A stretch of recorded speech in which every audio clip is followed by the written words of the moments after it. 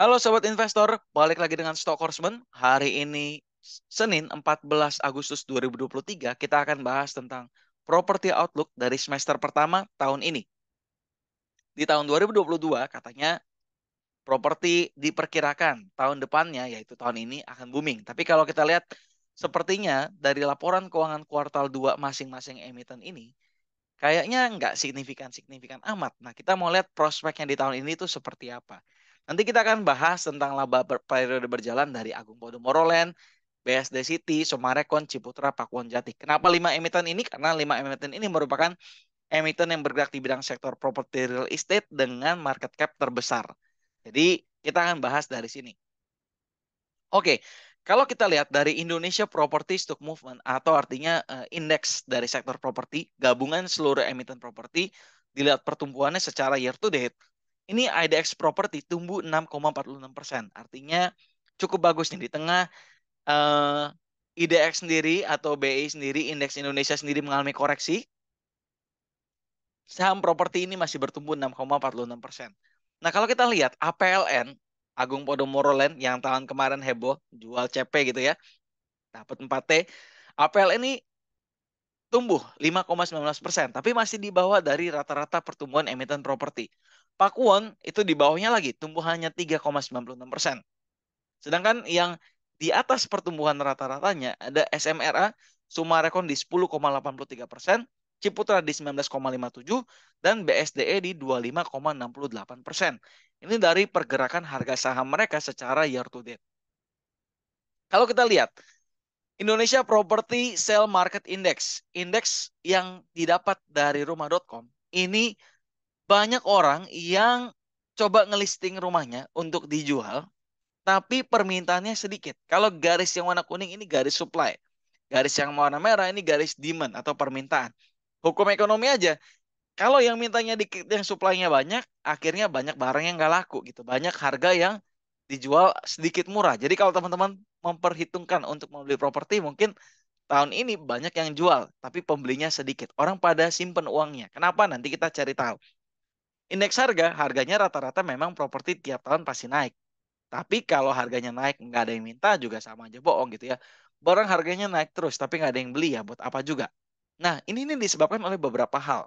Yang pertama, dikutip dari CNBC, beberapa ketidakpastian global yang dapat menyebabkan inflasi domestik salah satunya adalah pembukaan ekonomi Cina yang memicu harga kenaikan komoditas serta energi.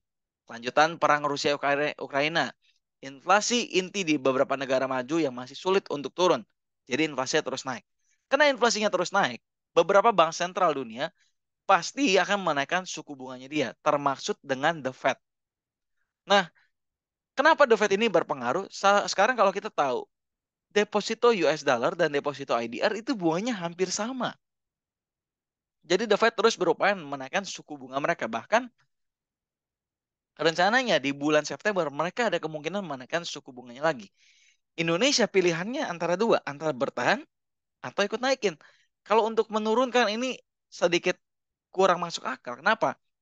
Kalau Indonesia suku bunganya nggak naik, otomatis banyak orang akan lari ke dolar. Kalau dolarnya makin naik, permintaannya makin banyak karena suku bunganya tinggi. Orang lebih menarik untuk beli di sana. Akibatnya rupiah secara nilai akan terdepresiasi gitu ya. Arjun dari Research Analyst Infovesta Capital melihat bahwa sektor properti di tahun ini belum akan mendapatkan dampak positif dari penurunan inflasi. Inflasi memang turun, tapi suku bunga naik untuk tabungan gitu ya, untuk bank itu sendiri. Tingkat suku bunga tahun ini masih tinggi, belum ada sinyal akan turun dalam jangka waktu pendek. Sektor properti akan kembali bergairah di tahun 2024, sebab ada harapan level suku bunga akan ada di bawah level saat ini. Tergantung juga apakah di tahun 2024 The Fed akan menurunkan suku bunganya dia apa enggak. Kalau kemungkinan ya, nggak ada yang tahu. Kalau kemungkinan dinaikin lagi ya, kita nggak mungkin turun gitu ya. Ini tahun 2024 jangan lupa, di bulan Februari ada pemilu juga. Nah, pemilu ini dampaknya apa? Satu, pemilu ini berdampak pada emiten-emiten yang memiliki prospek di pembangunan IKN. Saat IKN nggak diteruskan, otomatis harapan dari investor akan emiten tersebut bekerja pada saat pembangunan IKN ini bisa nggak terjawab. Itu salah satu eh, dampaknya juga untuk emiten properti gitu ya.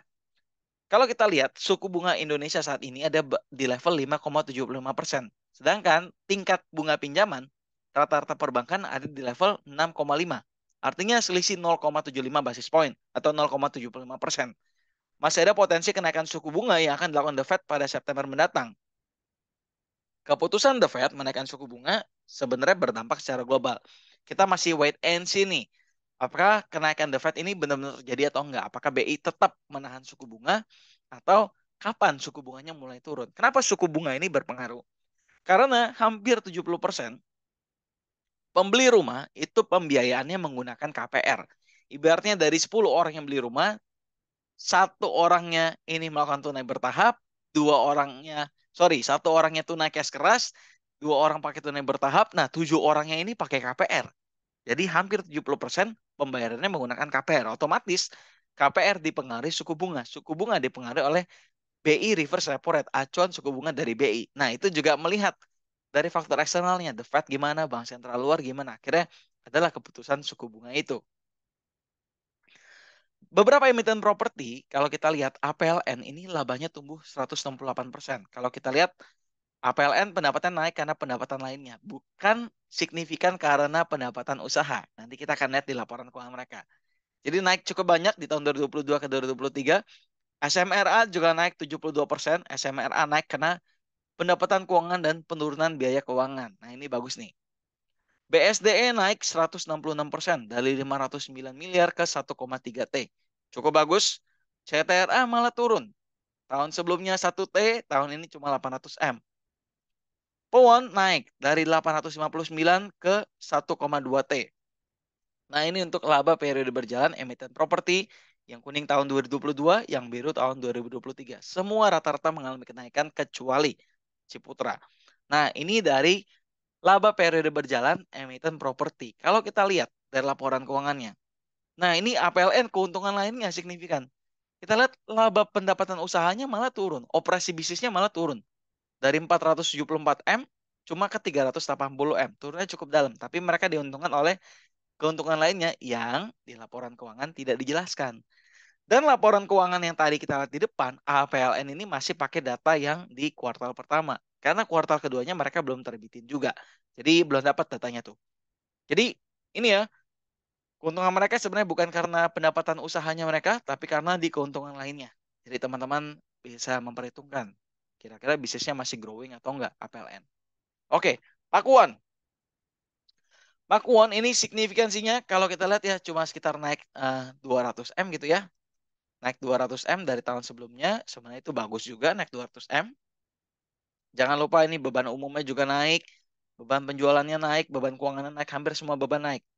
Yang bagus adalah ada di penghasilan bunga ini naiknya signifikan hampir 100 M dan ini nih 211 M. Keuntungan selisih kurs mata uang. Jadi kenaikan terbesarnya dia bukan pada operasi bisnisnya dia. Operasi bisnisnya ada sumbangsi, tapi kenaikan terbesarnya ada pada ini nih, penghasilan bunga dan kurs mata uang asing. SMRA, Sumarekon, pendapatan keuangan dan biaya keuangan. Mereka untung karena pendapatan keuangan mereka nambah cukup banyak nih. Ada di sekitar 22 M. Di sekitar 22 M. Ini di sekitar 22 M SMRA ada pertambahannya dan biaya keuangannya dari yang 551 M turun ke 341 M. Jadi mereka profit gara-gara ini. Kalau kita lihat ya ini cuma nambah dikit lah dari pendapatan penjualan mereka. Ini cuma nambah dikit. Kita akan bahas per segmennya juga. Nah, ini menarik nih. SMRA Summarecon sendiri rumah ini bertumbuh. Ya, kalau kita lihat suku bunga pasti mempengaruhi pembelian properti residensial. Nah, kalau dilihat rata-rata Summarecon propertinya juga ada yang middle, ada yang high gitu ya. Ini pertumbuhannya cukup bagus nih. Pertumbuhannya cukup bagus dari angka 813 ke 1,2 T. Sedangkan yang mengalami penurunan adalah bangunan dan komersial. Rukonya dia, jadi peminatnya ini berkurang. Residensialnya bertumbuh bagus. Untuk komersialnya ini berkurang. Coupling juga berkurang. Apartemen juga berkurang nih. Jadi kalau dilihat pengurangan terbesarnya banyak di sektor-sektor lain selain dari rumah dan kapling gitu ya.